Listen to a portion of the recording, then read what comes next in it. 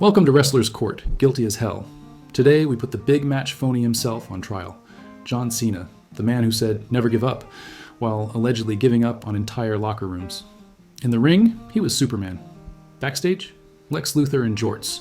We're not talking 5 moves of doom, we're talking 5 careers doomed. Wrestler's Court is where the Golden Boys get grilled, and Cena's been ducking this subpoena for years. No Make-A-Wish, no PR fluff, no crying kids, just real heat, shoot stories, and talent buried deeper than Vince's morals. The prosecution rests? Not today. We're just getting started. John Cena didn't play politics. He main evented him. While the locker room shook hands and hoped for a push, Cena was backstage, shaking creative and pulling strings like a ventriloquist in camo shorts. Let's talk Alex Riley. The guy had the look, the heat, the momentum, until he allegedly said the wrong thing to big match politics. Suddenly, Riley went from co-main eventing Raw to main eventing catering. Years later, he finally admitted it.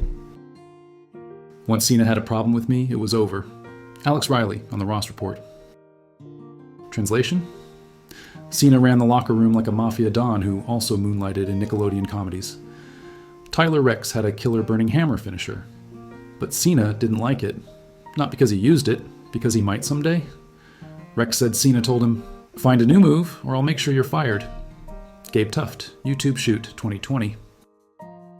Imagine being so insecure you bury a finisher you don't even do.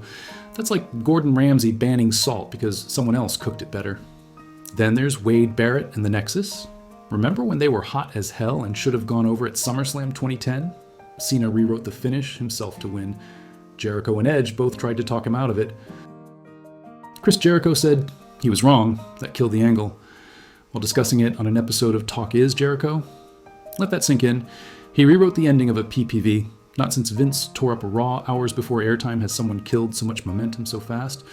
And Mr. Kennedy botched a move, Cena tattled. Kennedy got fired.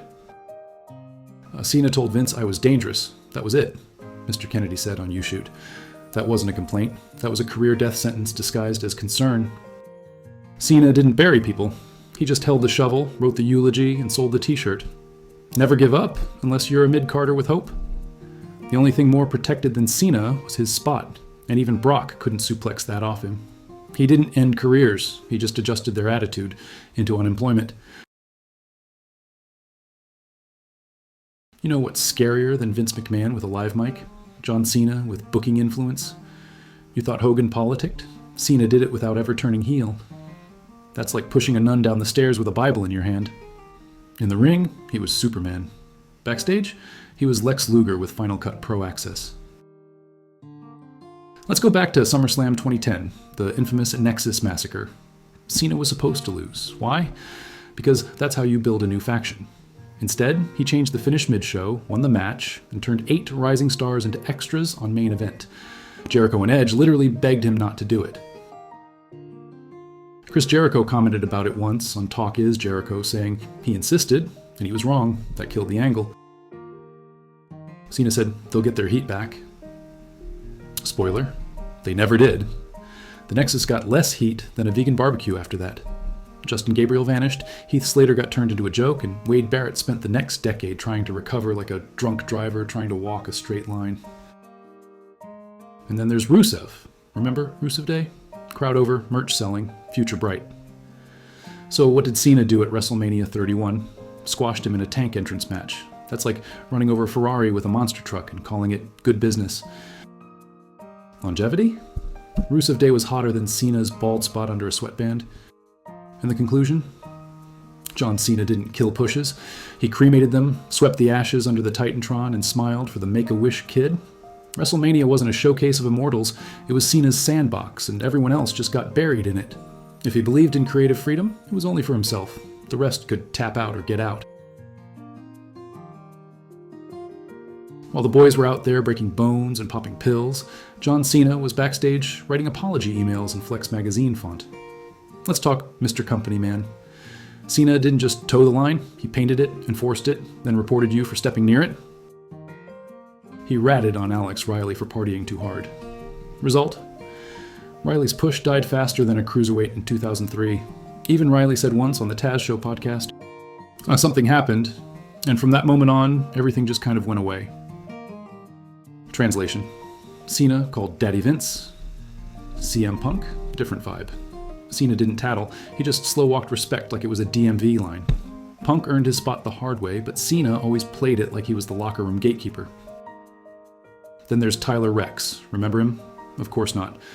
Because Rex dared to pitch a new gimmick without Cena's approval. Cena allegedly shut it down before it hit catering, and nobody politicized morality harder than Cena. Guys who didn't kiss the corporate ring, suddenly off the card. He was like a white meat cult leader with a merch stand. You couldn't even joke around backstage without wondering if Big Match John was going to run to Gorilla with a full report and a disapproving shrug. Conclusion? John Cena didn't have heat. He had a Bluetooth connection to Vince's ego. He wasn't a locker room leader, he was a corporate hall monitor in jorts. If loyalty was currency, Cena paid in brown-nosed Bitcoin. And every time a new talent got too loud, Cena was already texting someone in talent relations. He's not PG enough. John Cena walked into the WWE locker room every night like he was everyone's best friend. But behind that billboard smile was a man playing 4D chess with people's paychecks. Publicly, he was the golden boy, the leader, the role model. Privately, a walking PR campaign with a body count. He knew the power of perception and wielded it like a kendo stick. Take Zack Ryder, for example.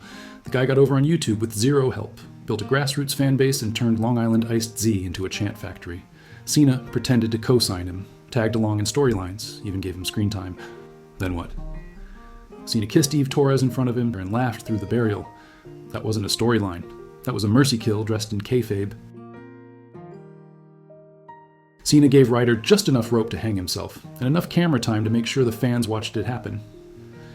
Then you've got Darren Young, who once got told he looked like a young John Cena. The resemblance was real, so Cena hit the brakes on that gimmick like it was a DUI checkpoint. Coincidence? Not in wrestling. Cena could kill a vibe with a handshake. He was all smiles and catering, but if you got too over without his blessing, he'd smile even harder while watching your push evaporate. Conclusion? John Cena's the kind of guy who'd help you tie your boots right before stepping on your ankle mid-match. He didn't need to scream backstage. He killed careers with compliments. He wasn't a locker room leader. He was a manipulator in jean shorts, weaponizing positivity like it was part of a heel turn you never saw coming. You didn't lose your push, you got Cena'd. Cena's favorite defense in shoot interviews? I always tried to elevate guys. Let me translate that. I beat everyone, smiled after, and said they had potential. Let's start with Damien Sandow. Dude reinvented himself as Damien Mizdow. Got monster pops mimicking Miz like a wrestling mime on meth. WWE finally gave him a solo shot. Money in the Bank, cash in against Cena. And Cena? Kicked out at 1, beat him clean, didn't even pretend to struggle. Then we've got the Nexus, already murdered earlier in this trial. But don't forget Wade Barrett, a guy with size, promo skills, and legit leadership energy. Beats Cena in a fluke finish?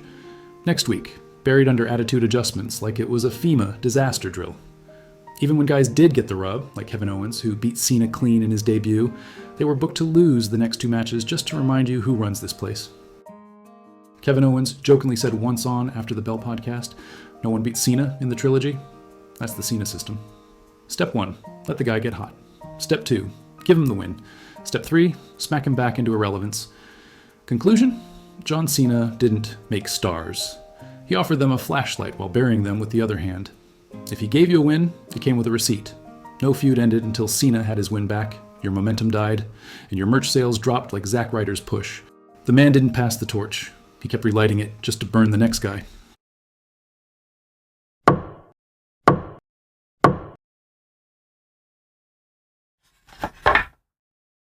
John Cena isn't just guilty. He's the reason the phrase, getting over, comes with a shovel emoji now. He walked into the locker room like a superhero and left a trail of crushed pushes, shattered egos, and confused mid-carders, wondering if doing the right thing meant sacrificing your screen time for a Make-A-Wish cameo. Behind every "Let's go Cena" chant was another dude muttering, "This motherfucker cost me a title run." He was the smiling face of the brand, and the silent executioner of anyone who looked like they might trend without permission. Sure, he worked hard, but he worked the room harder. And yeah, he gave a lot of dudes TV time, just enough time for the crowd to see them die in 3 segments or less. You wanted a leader. You got a legacy politician in jorts, manipulating the game like he had cheat codes, And the only move he ever upgraded was Barry. So what's the sentence? Cena's already done it. 20 years of political parole while stacking up title runs like write-offs. Now he's in Hollywood, selling Fast and Curious apologies and pretending he didn't murder half the mid-card with a smirk. But here, in wrestling court, John Cena is guilty. Guilty of being the hardest working backstabber in sports entertainment history. Guilty of weaponizing hustle, loyalty, and respect like a backstage SWAT team. And guilty of doing it all in bright orange. Because apparently, subtlety taps out too. Now, remember to like, subscribe, and remember, just because they say they're putting you over, doesn't mean they won't put you under. Thanks for watching.